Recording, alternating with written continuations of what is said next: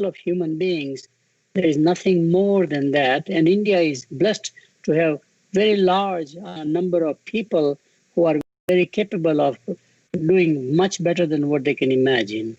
In fact, if you take a grain of wheat, which is an agricultural commodity, and make it into a loaf of bread, the value add is only 3 times. If you take a rough diamond and polish the diamond, a good diamond cutter will increase the value of the finished diamond, the consumable diamond, to about 15 to 20 times. But if you take a human being, mentor, educate, give opportunities, the value add is infinite. And the reason I point this one out is that I'm one of them. I'm a refugee from Burma. I was born before World War II. When Japan became very aggressive and rolled out all the way to India, Burma is the stop, and we became refugees. I come from a merchant community where education is not as important. What is important turns out to be running a shop. We went back to Gujarat, Kutch, where I come from. I would be probably less than high school educated. I would be earning about 4,000 or 5,000 rupees a month as an income. I would be very happy because I don't know my own potential. It is the job and this responsibility of the society to identify the talent and nurture the talent and give them the opportunities, because it is not just good for the individual, but it is good for the society. I think that's a very key message that all of us have to learn, not just in the education system, but also, in fact, as citizens of a country by and large. That is a very important one. Dislocations in life, as I've suffered, actually are very good if you survive, because they build your character strength. There's an inner strength, and that motivates the individual to do things much bigger and better than ever possible. I had never imagined that I'll be a scholar. Think about that. I would be a shopkeeper. Think about all the shopkeepers that we deal in India. I will be one of them.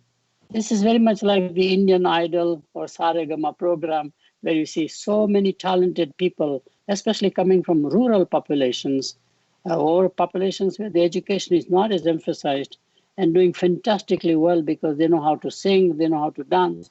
Every human being has a potential, and how can we unlock that potential is the real presentation that I'm going to make. So with that small introduction, I would like my host to see if they can put my slides up, please. First slide title is Democratizing Higher Education Through Digital Solutions. This is the title. Let's go through the second page of the presentation, please. As nations transition from the agricultural to the industrial age in the last century, as I mentioned, and just to give you the database, in America at that time, the literacy rate among soldiers was less than 25%. Average population was even less, which is why governments invested in making high school education, up to high school, primary and secondary, mandatory, but free at the same time, what we call government schools or public schools. Major investment society made to make people who are basically working hard in agriculture as farm or labor class, make their life better, surprisingly, but contribute more to the society. So we invented at that time the 3 R's of learning. You had to learn reading, writing, and arithmetic. And it became a necessity. In fact, high school was considered the terminal degree. That's it, no more than high school education, because that's what society needed at that time. And we even celebrate in America a high school graduation. It's absolutely mind-boggling coming from India, where high school is just a stop between 4 or 5 months or 2 or 3 months of vacation, and then you join a college. In America, that is still not there. In fact, the data are fascinating that as of only 25 years ago, less than 20% people ever went to college, because college going is expensive. It is not free education. Less than 20%. Not as many women went to college at that time. Today, the numbers are such that about 55-60% of the people go to college, but the rest of them don't. They drop out from high school, and therefore the income inequality and the wealth inequality is rising, which is the main point. So even today we celebrate high school graduation If you have Facebook friends from America, you might see Indian parents celebrating high school graduation and having the diploma, the cap and gown and all the stuff, which is I find fascinating. So high school is still considered a terminal degree in America. Unfortunately, today high school education commands only minimum wages. Just today, ultimately, the big company announced, I think it's Amazon or somebody, that their minimum wage will be now $15. Costco did that, other companies have done that. But at that level, you cannot live enough, especially in a large metropolitan area. So as the society, next page, please.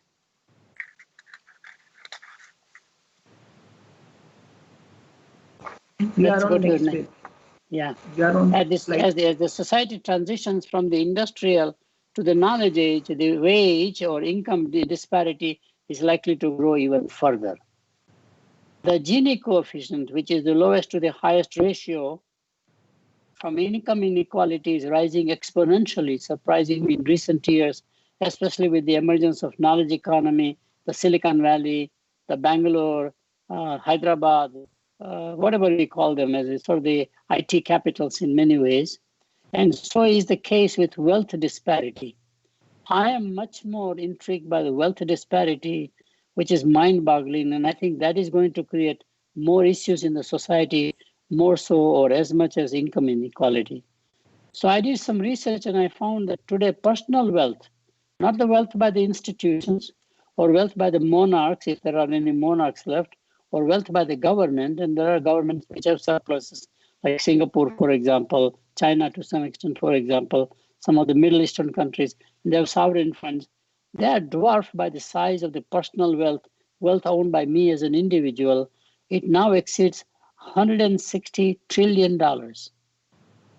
And we have produced more than 20 million millionaires and more than 2,000 billionaires. In the last century, beginning of the last century, 1900s, it was rare to have a millionaire. But in this century, mostly through knowledge economy, we have made enormous progress toward having personal wealth. So if you look at people like Bill Gates, for example, Warren Buffett, Jeff Bezos, who is Amazon founder, they have all crossed $100 billion out of nowhere, only in 20, 25 years. And I was surprised that there are more than 2,000 billionaires.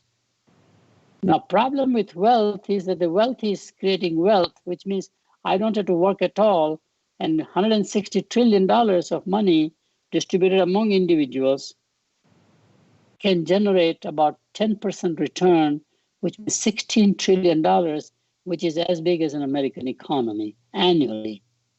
So the GDP that we do through value add of raw materials into finished products, both services as well as products, is nothing. India's GDP nominally is only $3 trillion. $16 trillion is going to now generate more compounded over time, and therefore it's a matter of time before it becomes so big that people begin to question why some people are so wealthy, beyond the monarch days actually, beyond the days of kings and emperors. And that's a big worry in the society.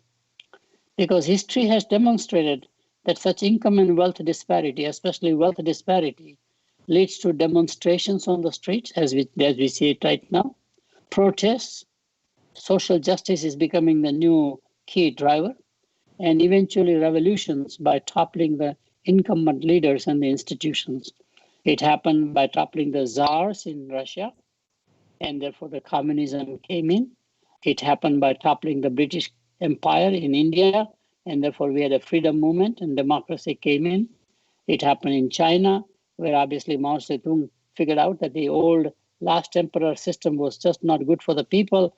There was a social activist came in, and usually social activist leaders come because there's something wrong in the society, and we believe income is a very key factor in creating this kind of a inequality, sense of social justice, etc. Point number 6, please. Next slide. Consequently, democratization of higher education is in the self-interest of the society. So it is not me as an entrepreneur why I should inspire, do things better. I think it is society's own self-interest to invest in me, get more potential out of me, so I become a good citizen and I do not demonstrate primarily. It is for the society to prevent social, economic, and political unrest. Right now, all institutions are under massive pressure. Whether you are the government as an institution, you see the protest, there's a whole populism movement, incumbent leaders and incumbent parties are thrown out, people are totally unhappy, but it can also happen at business institutions, can happen at religious institutions or any institutions, because institutions are not taking care of me is a common underlying theme, especially among young people. So it's absolutely, we have to use technology as much as possible, because to scale up to the mass level, you cannot do it with a brick and mortar approach. It's just too expensive. There's not enough space, whatever, however you look at it. So digital technology can become a great enabler of democratizing higher education through what I call the 3 A's of democratization. Make education accessible, make education affordable, and make education aspirational. So it is not the responsibility of the government alone to fund education.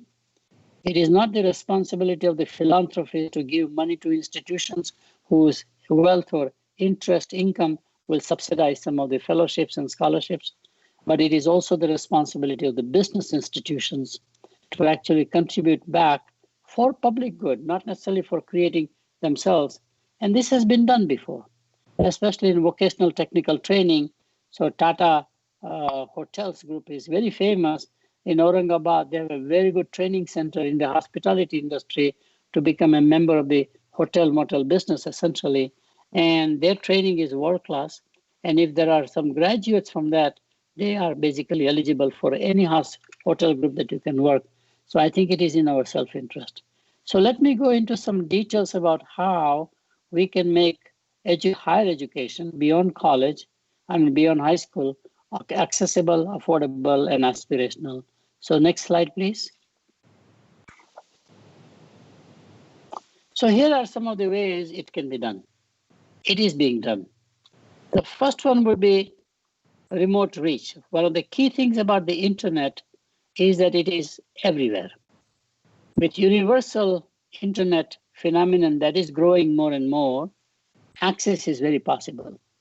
And in fact, we find with smartphones and tablets are becoming so affordable, especially an iPad or something similar to an iPad. I can put whole education on the tablet. I don't even need the networking capability, because tablet has enough memory sufficiency, so I can learn quite a lot. Before I go into each one of them in some fashion, I wanted to see the right side of the chart that I mentioned. Digital technology needs masses, and masses love digital technology, very symbiotic. If you compare to the industrial age, the total cost is fixed cost and variable cost, but the fixed cost is never more than 40%. 60% is all procurement raw materials. In the knowledge age or the IT technology base, all the cost is upfront fixed cost. So if I want to create a new operating software or even an application software, my first cost may be hundreds of millions of dollars. For an operating system, it is usually $1 billion. There are two ingredients of the information technology, software and chips. So today, if I want to build a semiconductor factory called a wafer factory, it'll be $2.6 billion. Today, if I want to create a new software like the iOS for Apple, for example, or comparable Android software, it'll be into billions of dollars. So the first copy of that software will be billion. Cost of the second copy is nothing, which means the more you have scale and the speed, the better off you are in technology space as opposed to industrial age. And you need masses, therefore. All technologies since industrial revolution, as I've analyzed, are very elitist. They had only impacted about 18-20% of the population till digital technology came in. Today, even today, many people in the world don't have running water. I think it's more than 50%. Many people still don't have electricity, for example. Many people don't have appliances. If you just look at the data, you find that the technology in the industrial age has been very elitist. Only those who can afford it and those who can access it can consume it or use it, kind of a notion. This is just the reverse. And I studied this about 30, 40 years ago with the diffusion of television. The first people to buy television in America in late 40s, early 50s were the blue collar workers whose average wage or the income in the country was about $5,200, and the television set cost $1,000. This is 20% of your annual income. But they bought it first. The educated people actually refused to buy. They thought you should go and see the plays, you should read books. Television is the invention of the devil, as they used to call it. Last of the resistors to have television in their home were very educated people like the Bell Lab scientists. Masses loved it. Now, color television came in the 60s. Who were the first adopters? Again, the masses. Then you had this big tube television came in. Toshiba, Mitsubishi were making those, the Japanese guys. And it's a huge, huge, monstrous instrument costing about $2,500. First people to buy were the masses who couldn't afford it.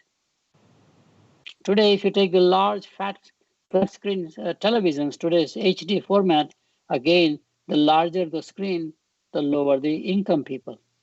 So it's very fascinating. It needs the masses to have the scale and the speed, and of course, masses love it. So there's a symbiotic relationship between technology and education, and technology and masses primarily. So one is to make it more accessible. And with 4G platform in India now coming in, which is going all the way deep into the rural population, or to be upgraded to 5G worldwide as it's happening, I think this is a very key event. And we have seen how much smartphones have become affordable compared to feature phones, or tablets have become affordable as opposed to a PC, for example. Second thing is that we are in a knowledge economy, and therefore knowledge goes where? At one time, we had to go, people had to come to a place to learn about things, whether it's high school, primary school, college, whatever it is. But for college, they really had to go quite far away because there are not enough colleges nearby like schools would be. Today, the whole library, which is the knowledge base, comes to the laptop. I don't have to go to the library physically anymore. In fact, most of our students here just do it online, everything. And we are worrying about that to some extent because going to the library gets a different experience, which is important. But the world is going more and more virtual. In the case of access, especially for the people who cannot have affordability and accessibility, masses primarily, I think this is a very key one. Content is all digitized, both be it historical content like journals, for example, books, for example, and all the new content is all in a digital format. The third way to create accessibility is universal internet. And by the way, back to that knowledge, you see, key initiative at Amazon has been ebooks. When the ebooks began about 20 years ago, we were all laughing at it. Nobody will buy ebooks. We want physical, tangible touch of the book. I still like it personally, but I'm old age guy. I'm 81 years old, 82 right now. Almost I'm coming to the 82 anniversary or birthday. It's very interesting. I still like physical books. But physical books are going to become more supplemental online in my ebooks library. I can have a million books if I wanted to. Kindle alone can store so much. I think that's a very key change that we need to appreciate and how one can leverage to democratize higher education. And the last area in terms of accessibility is what I call universal internet. Landline was the first place to create internet. I researched quite a lot. I was an advisor actually in the whole area of wireless technology evolution in America. We went to mobile, which has been the clear transformation in countries like China and India. We would have never come up except for the digital technology and its embracement by the masses. When we did the research on the future of cellular telephone, as we used to call in America, All the consultants basically said that even in the year 2000, there'll be no more than 956,000 subscribers. Nobody thought China will be the largest market, followed by India. And of course, from a growth viewpoint, India's smartphone growth is faster now than China, because China is already saturated. It's a replacement market. But the internet is going to go cloud.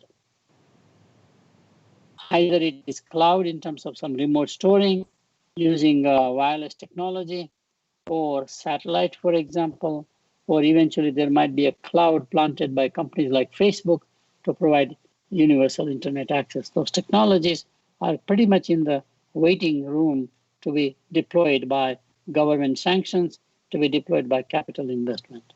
Next area is affordability. How do we make education affordable?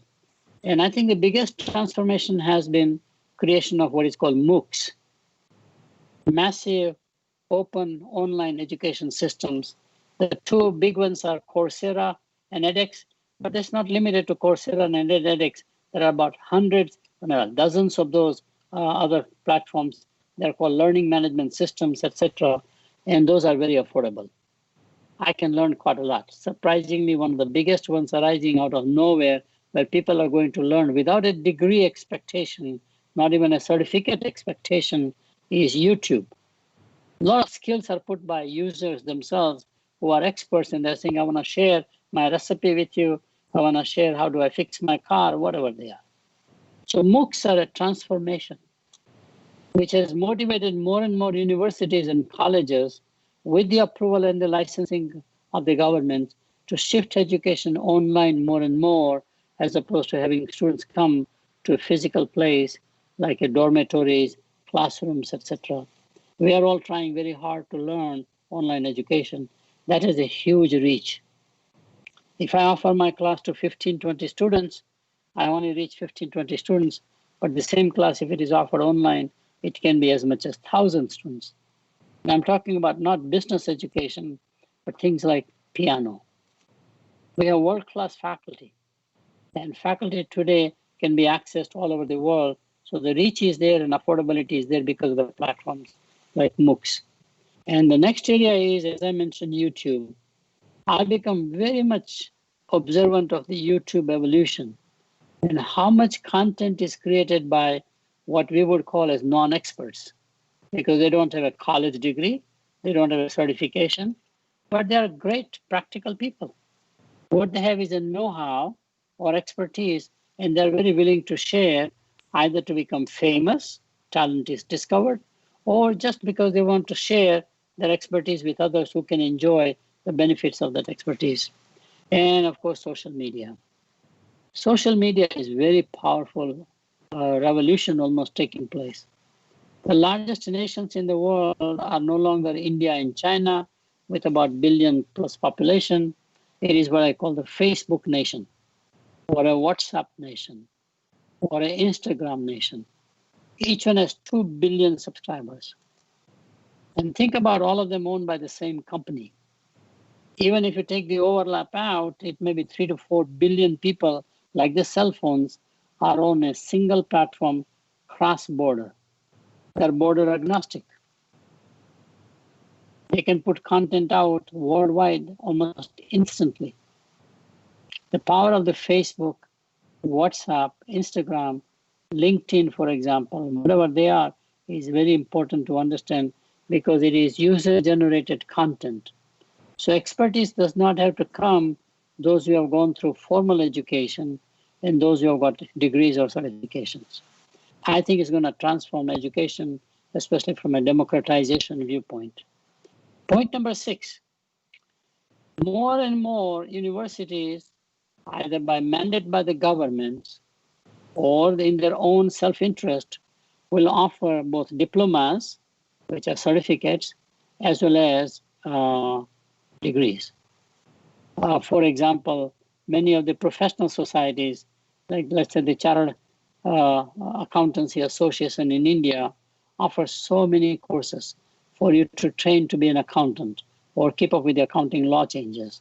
These institutions are very powerful, and they offer 4-page courses, degrees and diplomas, and they're as valuable today I mean, British were the inventors of all these things by creating cost accounting certifications, etc., by private universities or by non-higher education institutions. And just to show you the power of this one, think about in India. Today, we have this huge IT services capability. The industry has crossed $150 billion, mostly export-oriented, in about 25, 30 years. The real starting of that institution surprisingly turns out to be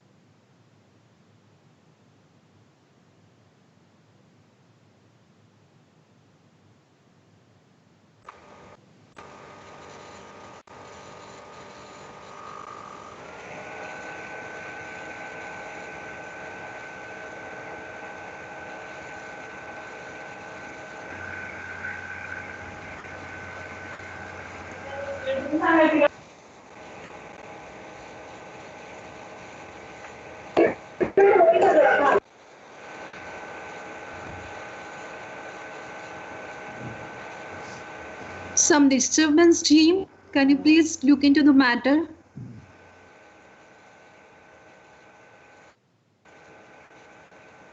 Sir has sir has a connection problem, I think. Yes, sir, it's not visible in the any of the presented list now.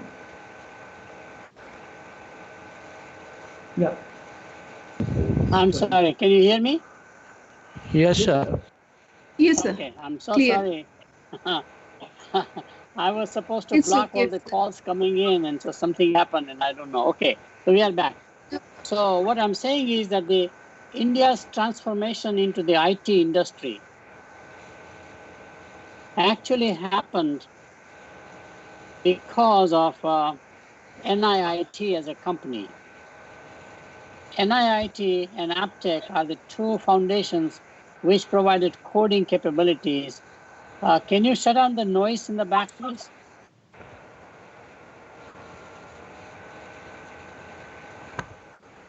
There's too much static in the back. I think somebody's speaker is on. I request to unmute everybody. Yeah, this is much better. It's quiet now. So that is where the NIIT and Aptech are the real transformation for the IT services. We need more and more of that kind of expertise. We teach know why, but we need to teach know how also at the same time. Am I visible? Am I okay? I can't see my own screen here. So is it okay? Sir, you are visible. Okay, fine. Last one is a third A, which is aspiration. As I mentioned, programs like Indian Idol, Saregama, which is for young children, I watch them and I get so proud.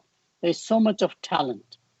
The key advantage of India globally is the simply size and the scale of talented people who have to be discovered. They have to be given nurturing. They have been told that you can do it, you can do it, you can do it. Parents can do it up to a point. School teachers can do it up to a point. But I think these mass media programs have elevated aspirations of people, which is very important. So discovering talent, whether the talent is a scientist in the future, talent is a professor, a talent is for example, a music person, a talent is in fine arts. It doesn't make any difference.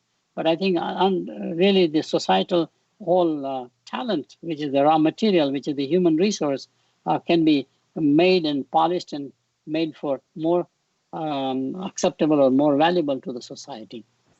And we have seen apps for everything. I'm amazed. Every day I find apps for things that I never imagined would be possible. Dating is now online pretty much worldwide, it looks like. In fact, there are articles after articles about how much dating has grown. So people don't date or advertise as they used to in the newspapers in India, like matrimonials. The parents will advertise, we are looking for girls, we are looking for boys. Those days are gone. Everything is digital. And therefore, it scales up a potential partner that you may want to meet on a global basis. And these apps are everything. I mean, I just can't believe I have apps for anything I want to do, pretty much. And if I do a Google search, I can find any information. Sitting in my office or in my home, I can search for things which are Gujarati because I'm from Gujarat. Just for curiosity, I type in the word and immediately Google gives me the information. There is no library bigger than Google in the world that I can imagine. So apps is a similar one. And the last one is that surprisingly, this technology generates grassroots innovations. Innovations does not have to be in the laboratory, R&D departments in Bell Labs, for example, IBM Labs, where they get patents and all the stuff. I think innovation can happen at a grassroots level because people are curious, they're creative, they are improvising, they can do very well. And in the process, they can learn to be entrepreneurs rather than a typical way I grew up where it says, all right, you get your college education, join a company, and then be with the company till you retire. Those days are gone. People think they can be entrepreneurs successful. And of course, personal wealth has come significantly from the recent entrepreneurship, especially in the tech world, whether it's a fintech or health tech or whatever tech they are, or edutech, etc. And I want to close this part of the presentation by mentioning that the real advantage, a competitive advantage of a nation is not the capital, it's not the technology even, but it is entrepreneurship. Capital and technology are great enablers, but it's the entrepreneurship. And entrepreneurship actually is universal. It does not recognize gender.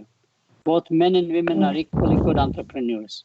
It does not recognize age. Younger people, older people can be both entrepreneurs. It does not recognize education. Illiterate people are as entrepreneur as literate people, and we have case histories after case histories of this thing. It does not recognize faith. Any faith has great entrepreneurs.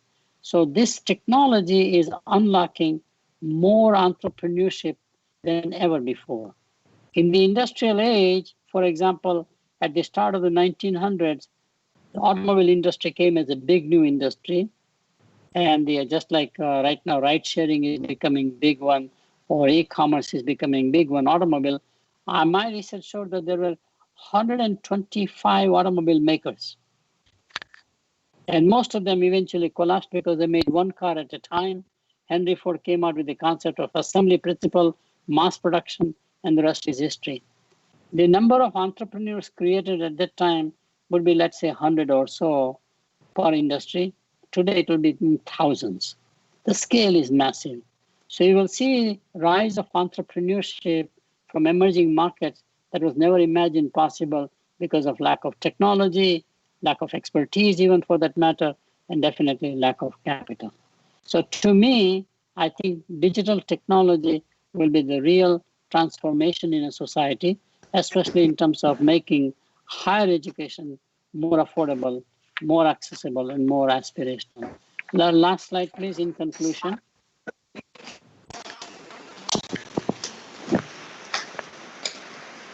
Last slide. So let me conclude. So higher education through the digital solutions will shift from the 3 R's of teaching, which was the old model, to what I have created a new framework called the 3 I's of learning. Learning will be going forward with digital technology interactive, which means peer-to-peer learning is as important as learning from teachers, professors. Learning will be integrated. There's something common between math and music because both are languages. So can we go to a meta level and find commonality between otherwise what we think are very distinct disciplines? And the third one is individualized. I can personalize education. I can personalize education like a mass customization across anything. So I can have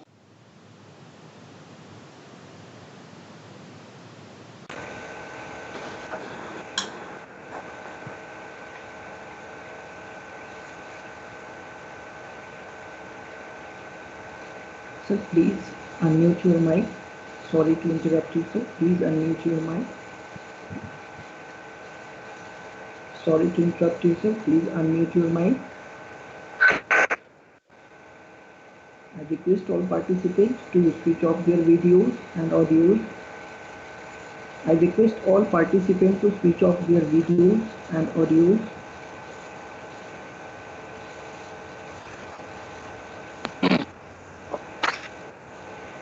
Dr. Jagdish, Hello. sir, Yeah, good evening. GK3.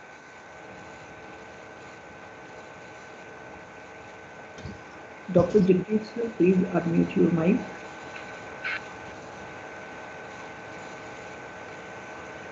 Dr. Jagdish, sir, please unmute your mic. Sir, your mic has to be unmute. Can you hear me now? Yes, sir, Yes. perfect now. Okay. Can you remove the presentation so I can talk and answer questions? Sure. We don't need the presentation anymore. Yeah.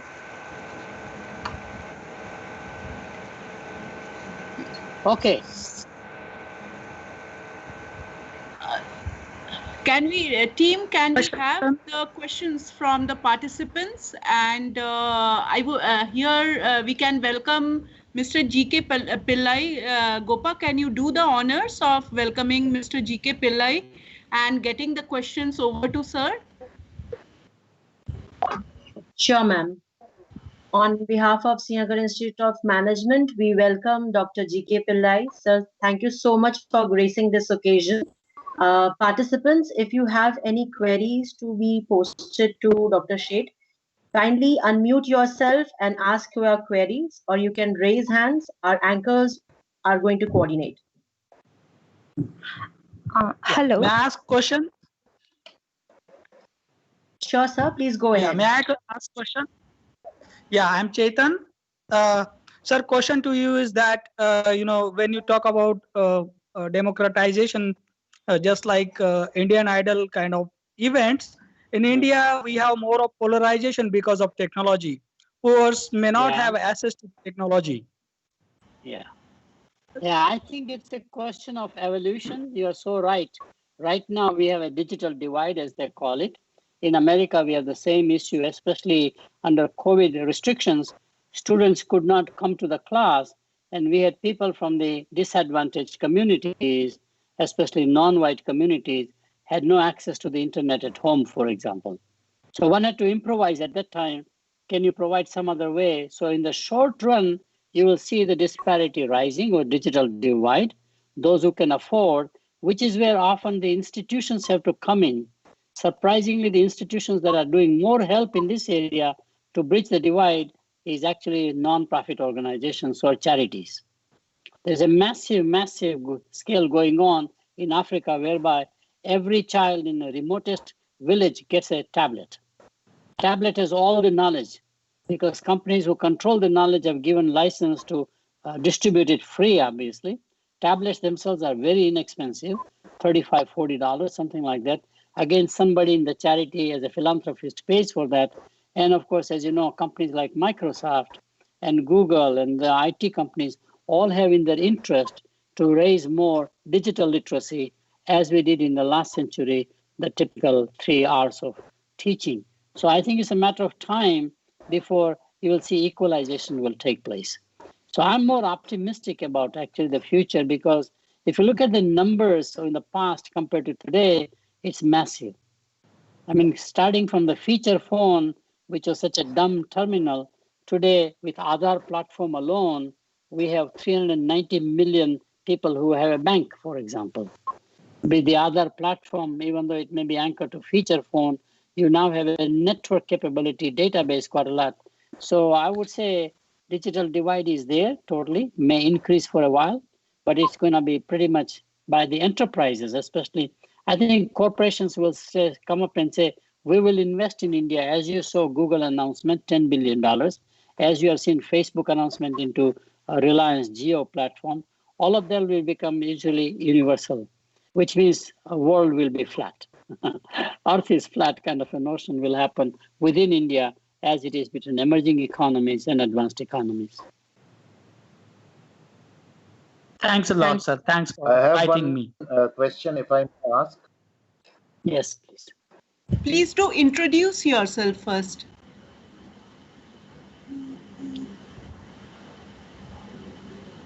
Hello.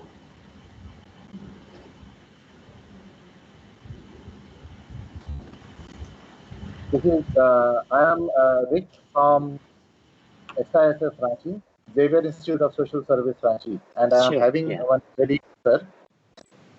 So, shall I proceed? Yes. Okay. My query is very specific. Like these days, it seems that in digital education, the baseline of digital education or transform education, for that matter, is self-learning in most of the cases. So, for enriching and for promoting self-learning, how much of unlearning is actually required from the learner's end as well as from the facilitator's end, because the platform is totally new and the platform is totally different from whatever the conventional platform is. So, in both the parts, for both the parties and stakeholders, the facilitator as well as the student, how much unlearning is actually necessary and how much interdisciplinary approach is necessary for. Excellent question, and you are so right. We have to unlearn before we learn the newer platform, as we did with paper and pencil. Here is the key difference. The digital learning will no longer be like paper learning, alphanumeric. It is going to more voice and video. Voice and video is very common way of communication learning before we came out with the 3 R's of learning, where literacy was important. So today, people are learning. For example, people are very comfortable with Zoom calls because it's video. It does not require what to read and write. And so people who never had literacy at all, they don't have to unlearn at all. That's the key point. So masses literally are illiterate in many ways. So that will be not a problem. Problem is that we also, as professors, got used to PC platform, computer platform. Cell phone is very different. So cell phone is different. So we have to unlearn doing things with a PC and learn how to do things with a, let's say, tablet, or doing things with cellular telephone.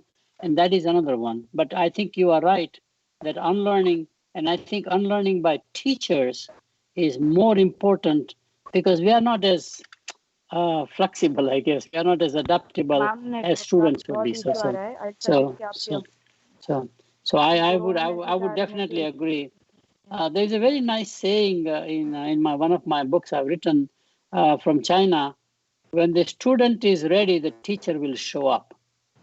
That means the teacher of tomorrow may not be the one that we have certified as a professor or as a teacher. It may be somebody else, which is why I gave the example of NIIT and Aptech. And I give you an example in America, YouTube is a great teacher. YouTube has become the de facto teacher for everybody. People are learning to be mechanics on YouTube. MOOC, such as Coursera, edX, are still PC oriented. YouTube is video oriented upfront, just like Zoom. I'm very comfortable with Zoom, even though it's such a complex technology, but it's so intuitive, it's so easy to use, and I don't have to be literate to be on Zoom, for example. So I think video becomes the dominant medium, voice and video. Writing becomes supplemental. You remember, we all wrote textbooks, which are rewriting. I still write by paper and pencil, I must tell you. But it's interesting. Today, my new books will be all video chapters to be supplemented by some print.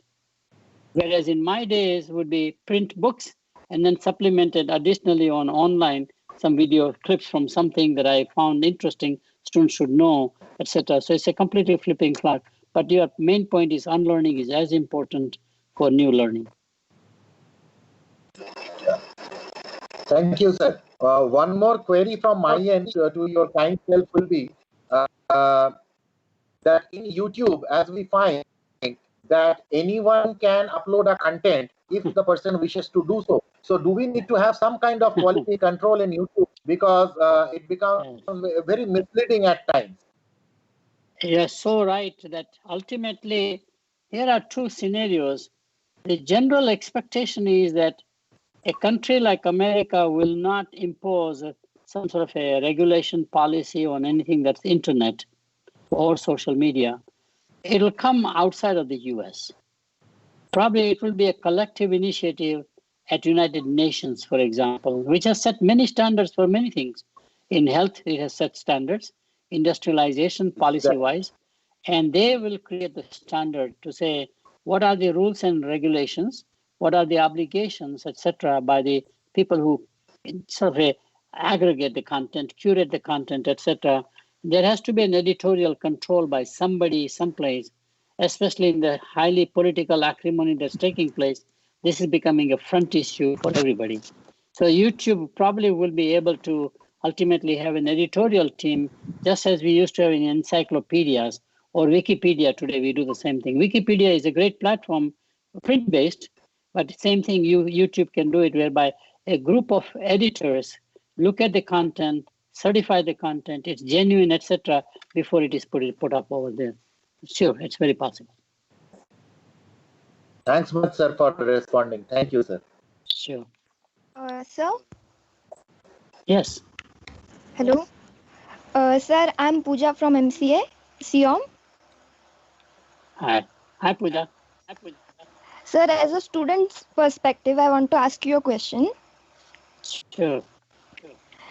In the fast-pacing world and tons of accessible resources, it also has increased the competition, and as we can see, the mental health issues, and only totally depending on it, it will only rise it.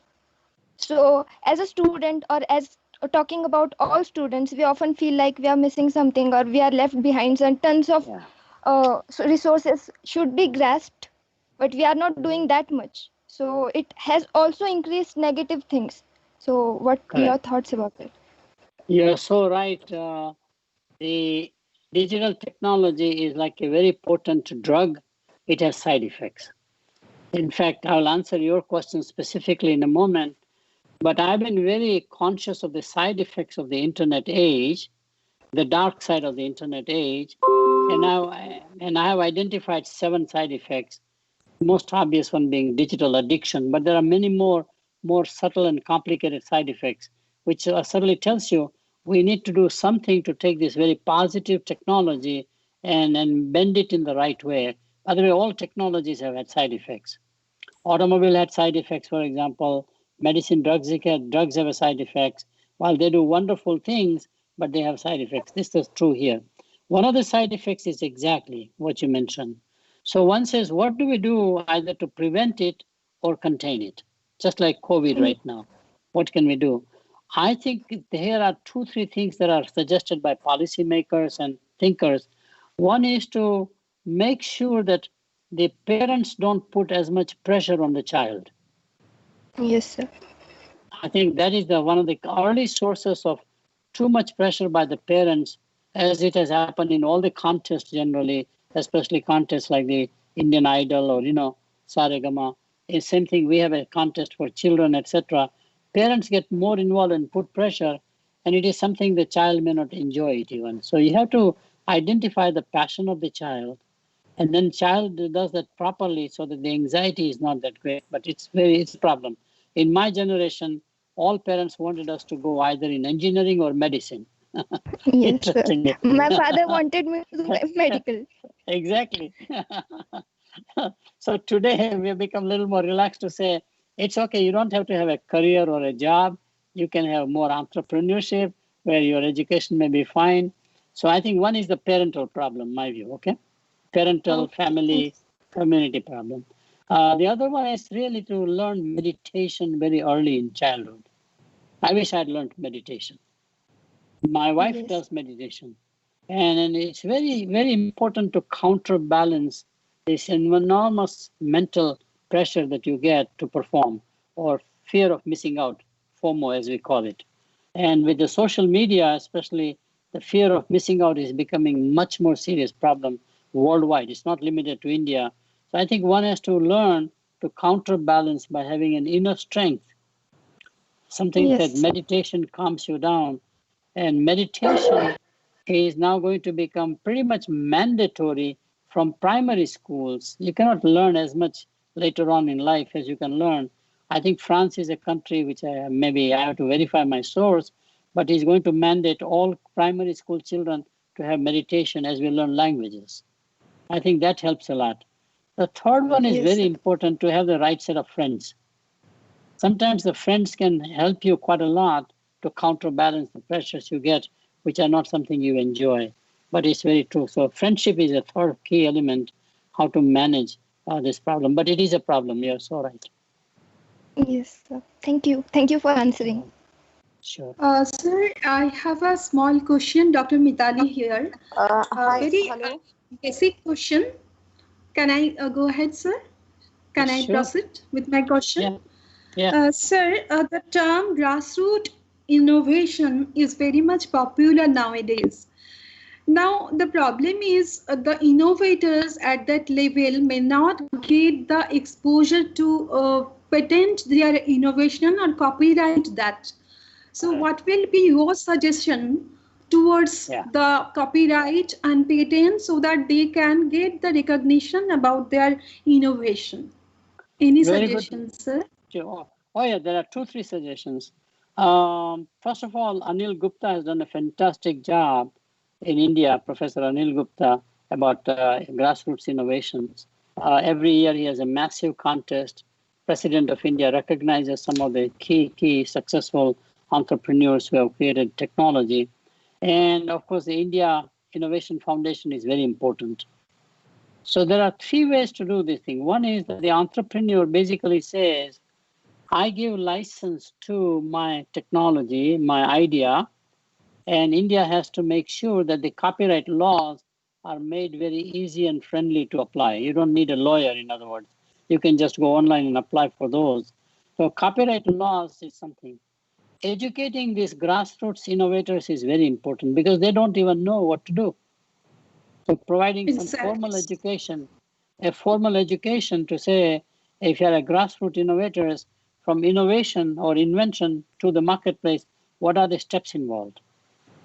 That's the second thing.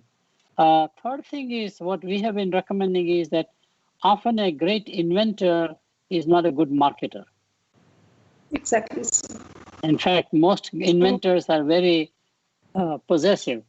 They think the world will steal their idea. Whereas in marketing, you have to share the idea with other people.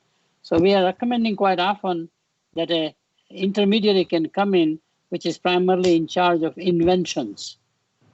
So you are an inventor, that agency in the middle, like a retailer does with products, actually takes your ideas, does the viability of the idea, everything, and says, all right, we believe your idea has a merit from a market viewpoint, and therefore we will be happy to take the license and protect you, give you royalty, just like publishers do with textbooks. We get a royalty. We cannot publish ourselves. So there has to be a separate marketing agency. Okay? Right. Amul has created a marketing agency in milk and butter. I mean, those farmers could do nothing otherwise.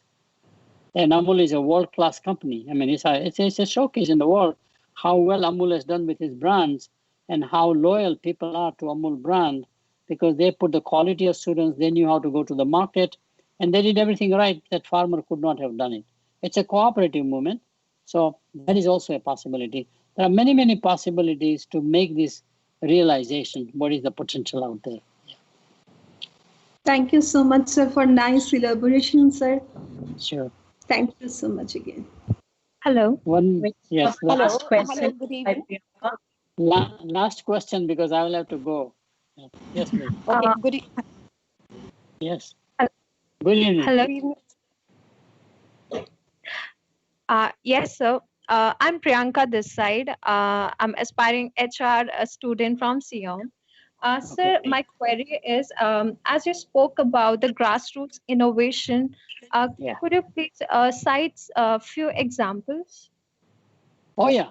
There are all kinds of grassroots innovations. People have come out with single use shampoo or sachet. People have come out with many tech areas. Now there, it may not be as grassroots, meaning so the lower income, etc. There are many product categories where you have, like a Fab India. Original grassroots innovations have come from Bata company in many ways because they outsourced manufacturing they give the design and the cobbler will make things in his own way. Handicrafts have come in, but today it is all about in technology world. And the word grassroots has to redefine. That means at the level of the person, not the laboratory. So Myntra came out that way. They're all IIT guys, basically. And I do remember meeting them in Bangalore. And Myntra came out as a world-class technology-based company. Today, technology applications can be done by anybody practically. Web designs can be done practically. So it is more the use of the modern technology where more grassroots innovations will come. And I must tell you, I'm very fond of this personally, which is why I will take a few minutes. To me, India is just blessed with ideas and practices. Just take the street vendors. Every street in every neighborhood has one specific mithaiwala or one specific snack guy or one specific something. People love it. They wait in line to get his or her recipe. What if one that's unbranded product? What if one takes one of those and makes it into branded and marketable product? It's very possible. Haldiwala is one of them. The snacks have become very good. There are so many people who make potato chips. They're very good. So many people who make in Gujarat, chevda they call it, I mean, just goes on and on. India is a place where if I go into every market and watch what's selling very well, which is totally homemade, not scalable, I can take that, package it, promote it, and make it marketable and become a multi-million-dollar business, both domestic and export, by the way. So there's a tremendous opportunity for grassroots innovation in consumer markets. Similarly, tremendous opportunity by technicians who do automobile repairs. They know exactly what the problems are. Manufacturer may not have figured out that downstreaming, after the making of the car, it's the maintenance of the car, there are issues. They can come out with that one. We can just go on and go on. So to me, I don't at all, to me, that's the advantage of the nation. Sir, one last question from New York. Shilpi Talukdar is online. Please give your 1 minute time, please. Sure. Hi, sir. Very Even nice. I wanted to ask a question, but then I feel Sir is not having time and he cannot answer my question. This is Dr. Namika Singh. But then, yeah, Shilpi has some question. No, go ahead, please. Go ahead. Hi, sir. Hi, sir. My name is Shilpi Talukdar. I'm speaking from New York. I work in the banking and finance industry over here. Very nice to hear that you talked about NIIT, Coursera, Udemy, etc.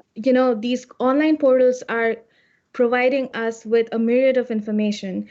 So my question to you is, how can these outlets, how can this democratized higher education help prepare students to live and work in an increasingly globalized world, considering that nowadays the focus is not just on education and courses that are taught in the education industry, but also the focus is on being a more well-rounded person? Correct. No, a very good point. Excellent point. It's basically reversing the thing. Online used to be complementary, like online articles, online videos I can put in to teach my classes physically. It used to be complementary or peripheral. Brick and mortar education where you meet people, you experience, experiential learning takes place, peer-to-peer, etc. is the core. Now it is the reverse. More and more online is becoming the core to be supplemented by some experience. So here are the kinds of experiences. One, of course, is having sort of a study abroad program, immersion into some culture, country, physically. Because ultimately, through the video communication, like I'm doing, I have a book in my first book actually has a whole chapter. We call this a symbolic communication. Only two senses are used, which is voice and video. Three other senses, touch, feel, and taste, are not there. So to have a holistic experience, I need all five senses to come into my body, into my memory system, into storage, into processing, whatever it is. So given that, one has to have some physical encounters, but they can be more supplemental. It's like in anthropology, you study and then you have a field study. You go out to some native population, observe them, immerse them, live with them 1 day, 2 day, 1 year, 2 years, whatever you want to do. As it is true with all the clinical sciences. Medical, you cannot be just a person learns cognitive knowledge. You have to touch the patient, you have to cut the cadaver, you have to cut the frog. as it is true in all other educations, except in management, where we have become more like a social science as opposed to clinical science. Absolutely. So one has to have. So to me, it's possible, though. I think the technology guys will figure out how to complement with some occasional get-togethers, primarily. So it's a reverse process, but it's going to happen. Sounds good. Thank you so much, sir. That addresses all my questions. Thank you. Sure. Thank you. Anything else? Yes, sir. I had a question. I'm Dr. Anamika Singh, and it was really enriching session. Am I audible? Thank you. Yeah. Yeah. So, sir, the question is, if we see that technology is important lever to democratize teaching and learning through open access and equal opportunity is given to all the students, like for the content personalization and the freedom of choice is there. So students are highly empowered to direct their own learning. When we look at India, where do you find, because there is digital divides, so where do you find the Indian students, should they be given this freedom of choice to go for or to direct themselves? Because there is huge digital divide. Very good point. As I mentioned earlier, digital divide is there and may grow even a little more in the short run. And places where digital divide is being narrowed are by surprisingly corporations and some charitable entities who are focused on education. They are trying to counterbalance by providing affordable technology access, or what one would call, let's say, free internet. Relying on the governments is not the solution. Is ultimately every country is concluding, because governments have their own budgets and processes, and therefore the universal internet, as I mentioned, in America, where I worked quite a lot, we still don't have it. So it has to be somebody outside of the government, where government is there, but not the investors in the technology. It's like infrastructure. So how do you do that thing? Generally, it is a public-private partnership. That's one of the 5Gs, 4Gs evolved, or leave it to 2 other sectors in the society, maybe 3, who basically do that thing, for which the money does not regularly, like, for example, in America, large philanthropy at the university. To be funded from funds that rich people gave, whose corpus generates annual income 4 or 5%, and that funds very heavily. So to me, I think it is up to the really society, not the government, which has to take the responsibility. And I said the reason is the self-interest, as I pushed hard, because it's going to come to bite you if you don't do. Revolution and protest start when you have kept the digital divide or actually created more digital divide. What you need is something like an NIIT, AppTech. The numbers are staggering, by the way. NIIT literally has trained more than 5 million Chinese in China.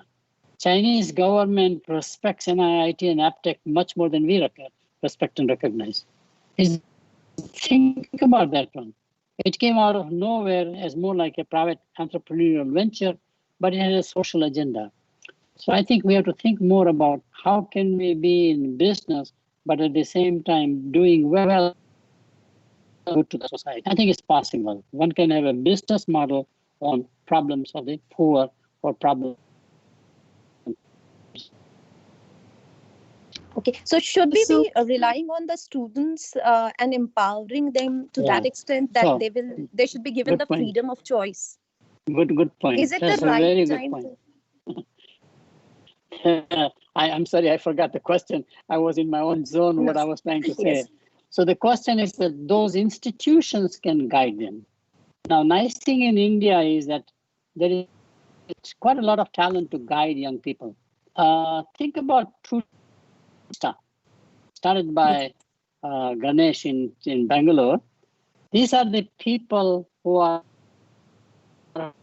high school in India. I don't mean villages, but second, third tier. Very well trained in math and science, because we teach very well math and science in the traditional way. There are American kids who are struggling to study ACT, SAT exam.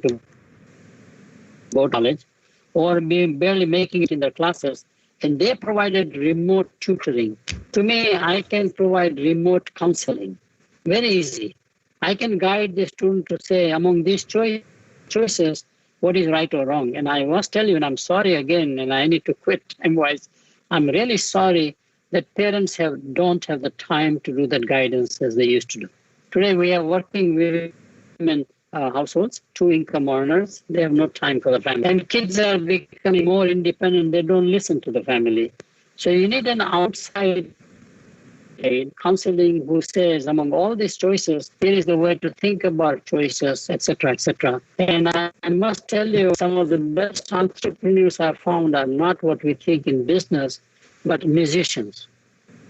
Every rock band that is successful is actually a high school dropout, because implementation of a typical school system or a college system, you shall come at this time, study this exam, they basically give up. In their 14, 15-year age, they're mentally very much into what they want to do, whether it's a piano learning, violin, for example, or a rock band, and they form their own group and they flunk in the classroom. And as you know, most successful entrepreneurs in business are college dropouts. If they are allowed, they'll be high school dropouts, because their interest is not there. Now, parents try to shape them to say, be an engineer and be a, let's say, doctor. They hate it. They don't want to be a doctor. So choices are there, which is one extreme, but pressure is on the other side. How do you manage that? So you need an outside teacher, in this case, a guide, a coach. As we have coach for sports, when you have a talent in swimming or gymnastics, say, let's coach to get more out of this person for tennis, for gymnastics, as all parents do, whatever it is. It's the same thing about career education. And I also believe that we put too much pressure to have a career, which means a job right after education. We have linked education with jobs only. Education can be more holistic to say, it can be for further education. It can be, I think you can get these remote coaches very affordable in India. Maybe there's a business proposition there. I don't know. Okay. Yes, I'm sir. Thank you sorry, I have to quit. Yeah. Okay. Yes, So I have one question. For inviting me. I have a will question. have to quit today. Yeah. I will have to quit today. I'm so sorry. Let's take one question. Yeah. Okay, sir. Sir, feeling thankfulness and not expressing it is like wrapping a present and not giving it. So today I take this opportunity to extend our gratitude, sir, towards your insightful talk. Especially to be mentioned, the heart of the talk is 3 A's of education, India's transformation towards IT services, and grassroots innovation are really, truly insightful, and we extend our heartfelt gratitude towards you, sir, on behalf of Sinhagar Institute. Ma'am is online, Dr. Chandrani Singh. On behalf of everyone, sir, heartfelt thankful to you and accept our gratitude, ma'am. Thank you so much. Sir, to continue with, it is on behalf of Sinhagar Technical Education Society, the entire group of Sinhagar Institutes, all collaborators, that is Savitribai Phule Pune University, Xavier Institute of Social Service, Happy Marketer Singapore, BPB Publications, and Corporate Gurukul Singapore. So we are really privileged, sir. And I think so Dr. Joseph from XISS, who is the director of XISS, is currently with us. He was listening to you all the time. And I think so he also from all our side, as well as collaborators side, extend a heartfelt gratitude, sir. So nice. I just kept quiet and went on listening to you, as well as whereas I was referring to your slide once while in the morning when I quoted you, I was referring to your slide about the 3 A's, that is accessibility, affordability, and aspirations. And I quoted you during the morning inaugural function. Thank you so much, sir, for such an insightful lecture, and I thank all the collaborators, all the participants, all the esteemed dignitaries who joined us for this session. Thank you, and thank you all. Thank you. Bye-bye. Bye. Bye, sir. Thank you. Good night. Thank you. Thank you, ma'am. Thank you.